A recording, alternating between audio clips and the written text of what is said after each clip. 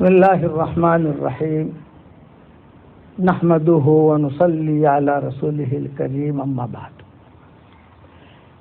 قابل احترام بھائیوں، دوستوں اور بزرگوں، جہاں تک علم کا تعلق ہے تو علم یہود اور نصارہ بھی حاصل کرتے ہیں۔ جہاں تک علم کا تعلق ہے، ان کے یہاں بھی بڑے بڑے علماء ہوتے تھے، احبار رہبان جسے کہا جاتا تھا، احبار رہبان، لیکن وہ سارے کے سارے ختم ہو گئے۔ وجہ کیا؟ وجہ کہ ان کے پاس علم تو تھا لیکن اخلاص نہیں تھا۔ وہ اخلاص کی کمی کی وجہ سے وہ لوگ دنیا سے اجاڑ دیے گئے۔ بلام ابن باعورہ ایک بہت بڑا عالم تھا جس کا قرآن شریف میں تذکرہ ہے، وَاتْلُ عَلَيْهِمْ نَبَأَ الَّذِي آتَيْنَاهُ آيَاتِنَا فانسلخ منها فأتبعه الشيطان فكان من الغاوين ولو شئنا لرفعناه بها ولكنه أخلد إلى الأرض واتبع هواه فمثله كمثل الكلب إن تحمل عليه يلهث أو تتركه يلهث ذلك مثل القوم الذين كذبوا بآياتنا فاقصص القصص لعلهم يتفكرون۔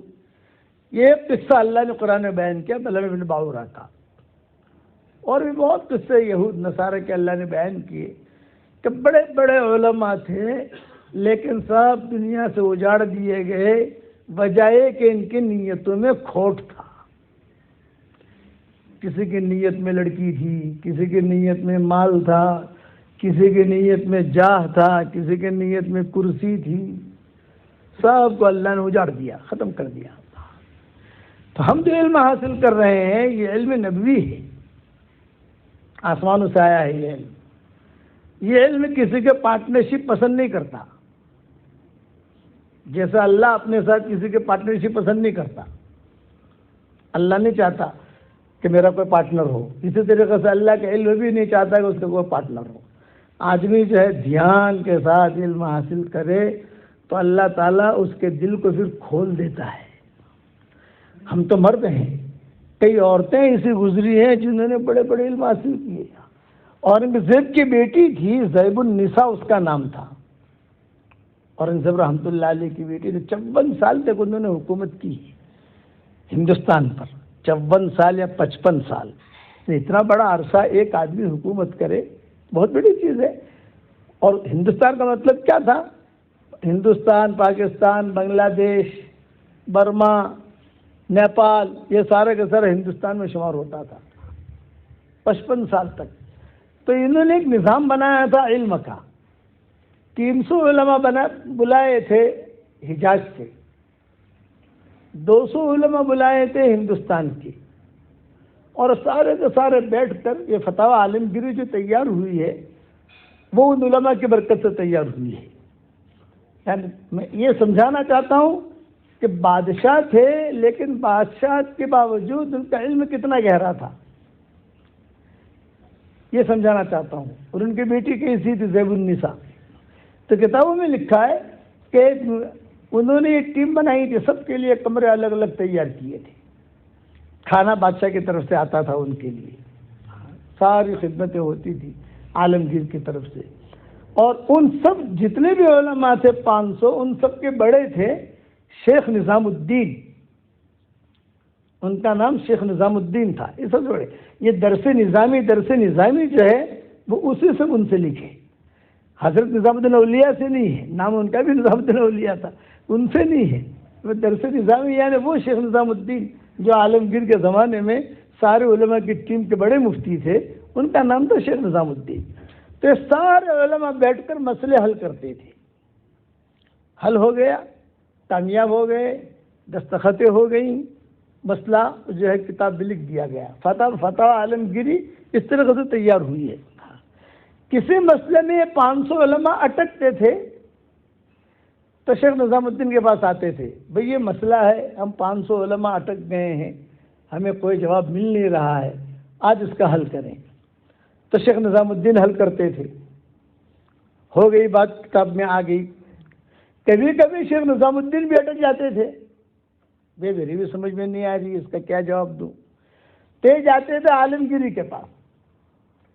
کبھی ہم 501 علماء ہم تھک گئے ہیں یہاں، اس کا کیا جواب دیں؟ تو شیخ فتح عالمگیر جو شیخ عالمگیری تھے، بادشاہ عالمگیر، وہ کہتے تھے کہ یہ لکھو، اتفاق ہو جاتا تھا سب کا، کتاب میں آ جاتا تھا۔ کبھی کبھی عالمگیر بھی اٹک جاتے تھے، یہ بھی ہوتا تھا، عالمگیر بھی اٹک گئے تو عالمگیر کہتے تھے بھائی میری بھی سمجھ میں نہیں آ رہا، یہ مجھے زیب النساء سے پوچھنا پڑے گا، اپنی بیٹی سے، یہ مجھے زیب النساء سے پوچھنا پڑے گا، اور زیب النساء سے ملنے کے لیے 15 دن کا ٹائم مجھے لینا پڑے گا۔ 2 کلومیٹر پر اس کا کتب خانہ تھا زیب النساء کا، شادی نہیں کرتی تھی، اور اس کی باندھی، اس زمانے میں باندھیوں کا رواج تھا، غلاموں کا رواج تھا، اس دور کے اندر نوکروں کا رواج تھا، تو سب جو ہے دروازے پہ رہتے تھے، اور کہا ہوا تھا کہ کوئی بھی آئے نہیں، بادشاہ بھی نہیں آ سکتا، بادشاہ آئے اجازت مانگے تو پہلے مجھ سے پوچھو اندر آ کر، میں اجازت دوں گی۔ علم کا معیار کتنا اونچا ہوگا یہ دیکھو آپ، لڑکی ہے اور بادشاہ کی لڑکی ہے۔ آج بادشاہ کی لڑکی تو کیا ہے، موبائل میں رہتی ہے، اب سمجھے، آج بادشاہ کی لڑکی ہو تو دنیا بھر کے گناہوں میں رہتی ہے، وہ بادشاہ کی لڑکی ہے، علم الہی میں مشغول ہے۔ نظام عالمگیر جو ہوتے تھے خط لکھتے تھے، بیٹا آپ سے ملاقات کرنی ہے، آپ ٹائم دو، تو وہ شیڈول دیکھ کر ٹائم دیتی تھی کہ فلاں دن آنا آپ۔ بادشاہ جاتا تھا، بیٹھتے تھے دونوں باپ بیٹی سے خیر خبر لیتے تھے، بادشاہ کیسی طبیعت ہے، کہتے تھے ہم عالمگیر بیٹا اللہ نے تمہیں اتنا علم دیا ہے، جب تمہارا کسی عالم کے ساتھ نکاح کرا دیں۔ وہ کہتی تھی کہ نہیں ابو، میں نے کتابوں کے ساتھ شادی کر لی ہے، میرا نکاح جو ہے کتابوں کے ساتھ ہو گیا ہے۔ 2 کلومیٹر پر کتب خانہ ہوگا، یوں گھومتی رہتی تھی، تفسیر کی کتابیں الگ، فقہ کی کتابیں الگ، اخیر میں جا کر وہ زیب النساء دیتی تھی، فتویٰ لکھتی تھی کہ بھی اس کا حل یہ ہے، اس پر سارے علماء متفق ہو جاتے تھے، تب جا کر یہ عالمگیری تیار ہوئی ہے، فتح عالمگیری۔ اب پرانی عالمگیری دیکھو، پرانی اب تو نہیں چھپنے لگی ہے، پرانی عالمگیری تو کئی مسئلوں کے آگے لکھا ہوگا زید، اس کا مطلب زیب النساء نے اس کا حل کیا ہے۔ کسی میں لکھا ہوگا نون یا نظام الدین نے اس کا حل کیا ہے، اور کسی میں کچھ لکھا نہیں ہوگا، اس کا مطلب یہ ہوتا تھا کہ سارے کے سارے علماء نے مل کر فتح عالمگیری تیار کی ہے۔ علم کا معیار اتنا اونچا تھا، پڑھنے پڑھانے کا، محنت کا، اس لیے اللہ تعالیٰ نے آپ کو یہاں رکھا ہے، اپنے علم کے معیار کو بڑھاؤ۔ اور ایک بات بتاؤں، علم کا تقوی کے ساتھ جوڑ ہے، بغیر تقوی کا عالم نہیں بنتا۔ واتقوا اللہ یعلمکم اللہ، قرآن شریف میں ہے۔ حضور صلی اللہ علیہ وسلم سے ایک صحابی نے 25 سوالات کیے تھے، سب سے پہلا سوال کیا تھا انا اريد ان اكون اعلم الناس، قال له اتق اللہ تکن اعلم الناس۔ سوال کیا تھا، حضرت میں جو ہے بہت بڑا عالم بننا چاہتا ہوں، تو آپ نے فرمایا اتق اللہ تکن اعلم الناس، اللہ سے ڈر، سب سے بڑا مولوی تو ہی ہوگا، تو ہی عالم ہوگا۔ دوسرا سوال کیا اريد ان اكون اغنى الناس، سب سے بڑا مالدار بننا چاہتا ہوں، تو آپ نے فرمایا ادم علی الطہارہ یوسع علیک رزقک، ہمیشہ باوضو رہا کر، اللہ تیرے روزے میں برکت دے گا۔ وہ کہتے تھے ہمیشہ میں باوضو رہتا تھا، بغیر وضو کے میں نے آسمان نہیں دیکھا، اور اللہ میری روزی میں برکت دیتا تھا۔ تو آپ کو میں آج کا سبق یہ دیتا ہوں کہ تقوی اختیار کرو تو آپ کا علم جو ہے نکھرے گا۔ مگر خالی پڑھنے پڑھانے سے کچھ ہوتا نہیں ہے، یعنی ظاہری چیزیں نہیں جاتی ہیں، اصل اندر کی روحانیت ہوتی ہے، اندر کی روحانیت۔ وہ اندر کی روحانیت کی وجہ سے آدمی جو ہے وہ چلتا ہے، دوڑتا ہے۔ امام مالک کیسے بنے؟ امام ابو حنیفہ کیسے بنے؟ امام شافعی کیسے بنے؟ کس سے ہیں کہ یہ لوگ بڑے بڑے کیسے بنے؟ وہ اس اعتبار سے بنے کہ ان کے اندر علمی معیار تھا. امام کاسانی یعنی کتنا علمی معیار. امام کاسانی رحمۃ اللہ علیہ نے ایک سوچتے تھے کہ میں ایسے لڑکے سے شادی کروں جو بہت بڑے عالم ہو. اس زمانے میں جو معیار ہوتا تھا وہ علم کا ہوتا تھا. بہت بڑے محدث تھے, کتابوں میں لکھا ہے, بہت بڑے محدث تھے. یہ روزانہ اپنے بچوں کو درس دیتے تھے, اپنے طلباء کو. رات کو جب آتے تھے تو اپنی بیوی اور بیٹی کو بھی وہی درس دیتے تھے. تو بیوی اور بیٹی جو ہے, بیٹی کا نام فاطمہ تھا, یہ جو بہت بڑی عالمہ بن گئی. اب جوان ہوئی تو یہ عالم صاحب نے کہا, بیٹا اللہ نے تمہیں علم دیا ہے, ہم چاہتے ہیں آپ کا کسی کے ساتھ رشتہ کریں, تو آپ جو استخارہ کریں. شہزادوں کے رشتے بھی آتے ہیں, ائمہ حرمین کے رشتے بھی آتے ہیں, سب کے رشتے آ رہے ہیں, تو آپ کا ہم رشتہ کرنا چاہتے ہیں. تو لڑکی نے کیا کہا, ابا مجھے کسی سے نکاح نہیں کرنا. لیکن ابا نے جب بہت اصرار کیا تو کہا کہ ابا میں ایسے آدمی سے رشتہ کروں گی جو مجھ سے بڑا عالم ہوگا, مجھ سے بڑا عالم. تو ابا نے کہا, بیٹا تجھ سے بڑا عالم ہوگا تو پتہ کیسے چلے؟ بولے ابا جو میرے ساتھ شادی کرنا چاہے میں اس کا امتحان لوں گی. تو ابا نے کہا, بیٹا لڑکی کسی مرد کا امتحان لے تو ادب کے خلاف ہے. کہا نہیں تو ابا سامنے سامنے بیٹھ کر امتحان نہیں لوں گی. جو بھی مجھ سے شادی کرنا چاہے وہ فقہ پر کتاب لکھے, اس کی تحریر سے میں سمجھ جاؤں گی کہ کتنا بڑا عالم ہے کہ جاہل ہے.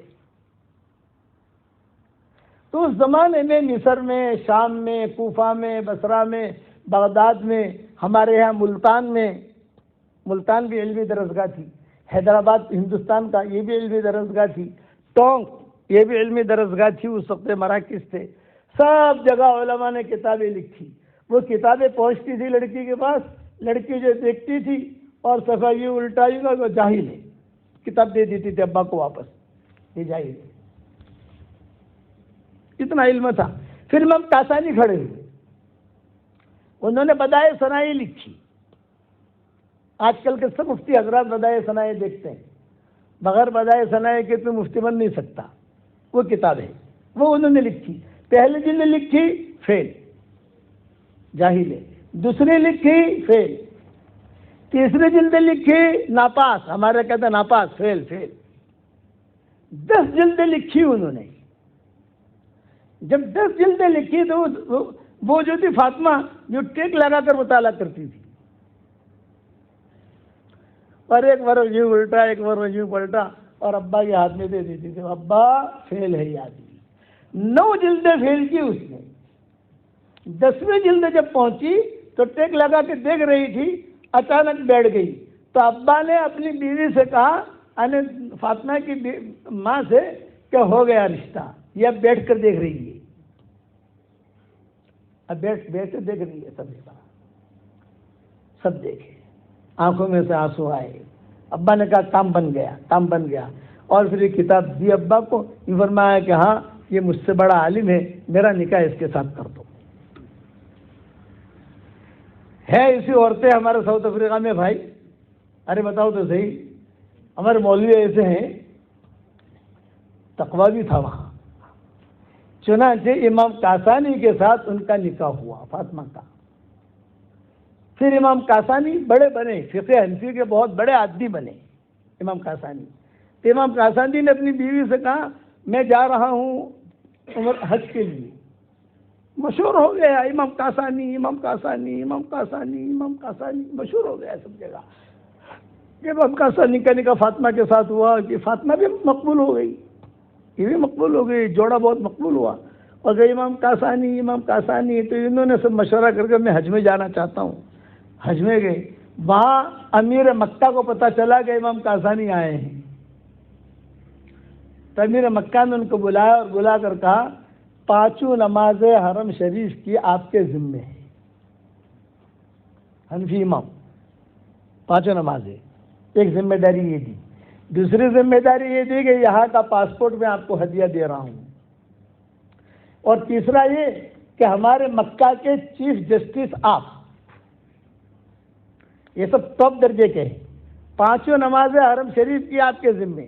رمضان آئے تو 20 رکعتیں آپ کے ذمے. آپ کا کوئی پارٹنر نہیں. یہ نہیں کہ فلاں پڑھائے گا فلاں پڑھائے گا فلاں پڑھائے گا. نہیں، آپ اکیلے. اور چیف جسٹس بھی آپ. تو امام کاسانی نے جو ہے قبول کر لیا کہ بھی حرم شریف کی امامت یہ کون چھوڑتا ہے. اور حرم شریف کی امامت کے بعد چیف جسٹس یہ کون چھوڑتا ہے. اور پھر کہ وہاں کا پاسپورٹ فری، کہ مروں گا تو یہی مروں گا نبیوں کے ملک میں. تو امام کاسانی نے حتیم میں بیٹھ کر اپنی بیوی فاطمہ کو خط لکھا کہ بیگم میں یہاں آیا ہوں، لیکن یہاں آ کر تو یہ ہوا تو بادشاہ نے مجھے جو ہے چیف جسٹس بھی بنا دیا، اور میں قاضی بھی بن گیا، اور تراویح بھی میرے ذمے کر دی، یہاں کا پاسپورٹ بھی دے دیا. اس لیے میں نے یہاں ٹھہرنے کا نظام بنا لیا ہے. جب بھی فاطمہ کو خط پہنچا تو فاطمہ نے اسی خط کے پیچھے لکھا، اسی خط کے پیچھے کہ تم کیسے حنفی امام ہو. امام ابو حنیفہ کی بات تم نے نہیں مانی. وہ لکھ رہی ہے تم کیسے حنفی امام ہو. ابو حنیفہ کی بات تم نے نہیں مانی. امام ابو حنیفہ مکہ کے قیام کو مکروہ سمجھتے تھے،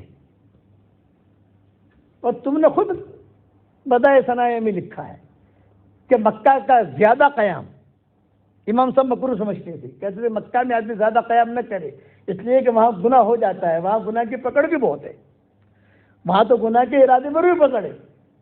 تم کیسے امام ہو اور ساری دنیا تمہارے پیچھے چل رہی ہے، حرم میں سب تمہارے پیچھے نماز پڑھیں گے، تمہارے دل میں برا خیال آیا اس خیال پر بھی تم پکڑے جاؤ گے.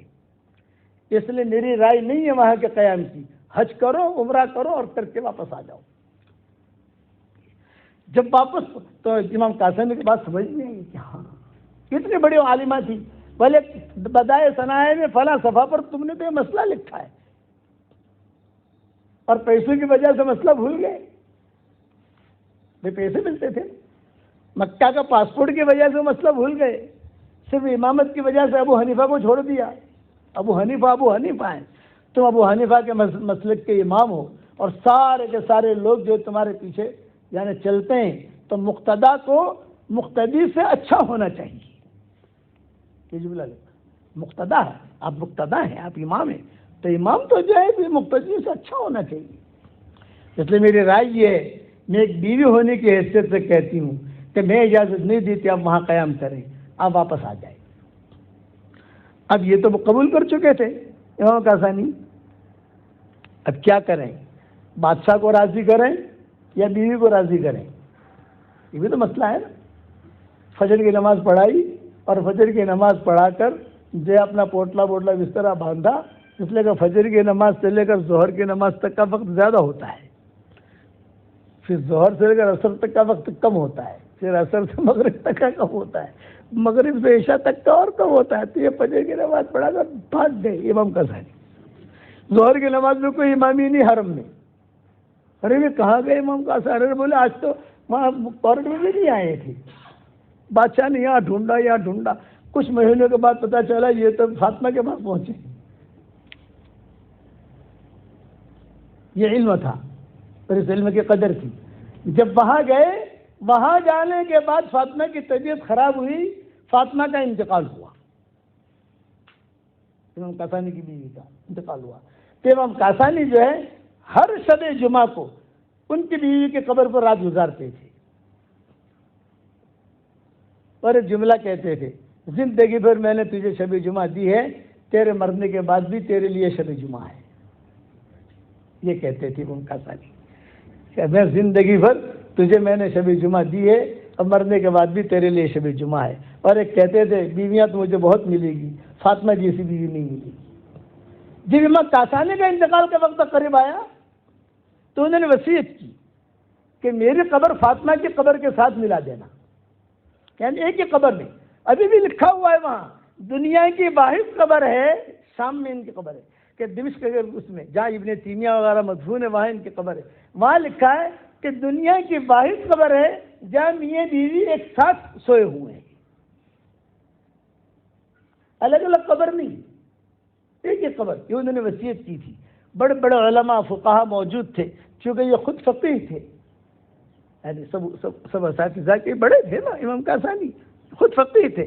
تو چنانچہ ان کی قبر کے لیے، ان کی قبر جب دفن کے لیے فاطمہ کا قبر کھودی گئی تو اس کا جنازہ بھی بالکل محفوظ تھا، لاش محفوظ تھی فاطمہ کی.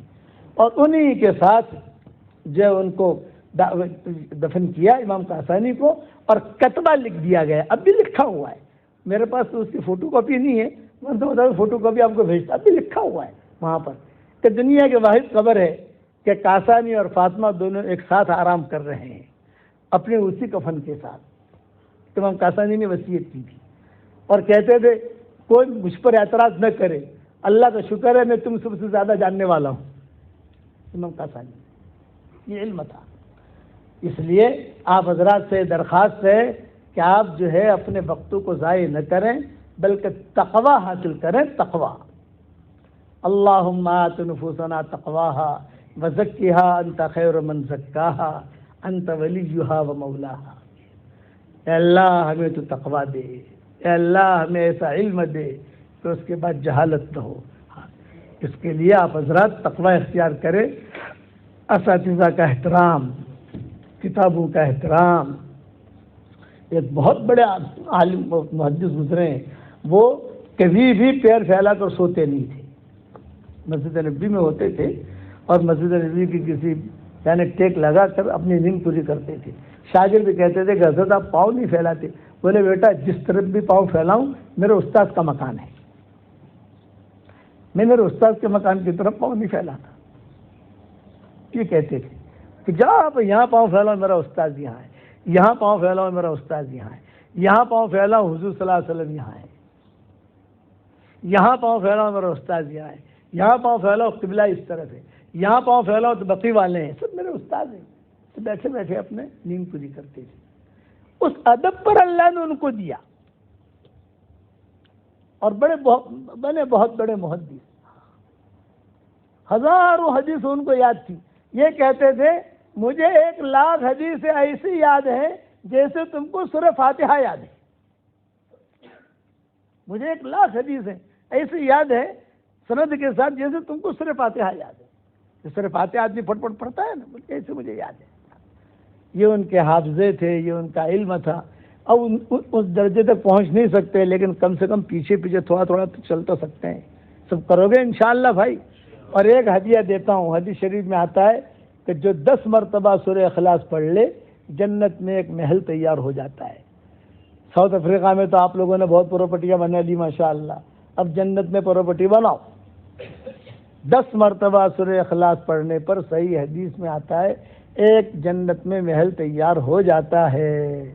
اب آپ روزانہ جتنے محل بنا سکو. کل میرا دارالعلوم زکریا میں پروگرام ہوا تو میں نے ان سے کہا، سب اساتذہ وغیرہ سب تھے، میں نے کہا بھی آپ کو میں 313 مرتبہ نہیں پڑھواؤں گا، اس لیے کہ آپ تو مشغول ہو. مشغول لا یشغل، مشغول لا یشغل. مشغول جو ہوتا ہے اسے کیا مشغول کریں، وہ تو خود مشغول ہے دن کے کام میں.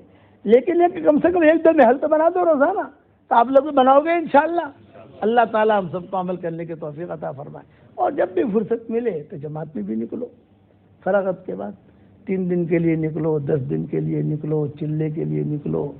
اللہ تعالیٰ ہم سب کو عمل کرنے کی توفیق عطا فرمائے. تیار ہو سب انشاءاللہ، جنت میں محل بنانا انشاءاللہ. ٹھیک ہے. اللہم لک الحمد کلہ ولک المن کلہ لک الشکر کلہ ولک الملک کلہ لک الخلق کلہ ولک الفضل کلہ وإلیک یرجع الامر کلہ وإلیک یصعد الکلم الطیب کلہ لک الحمد بالاسلام لک الحمد بالقرآن لک الحمد بالایمان لک الحمد حتی ترضى لک الحمد اذا رضیت لک الحمد بعد الرضا.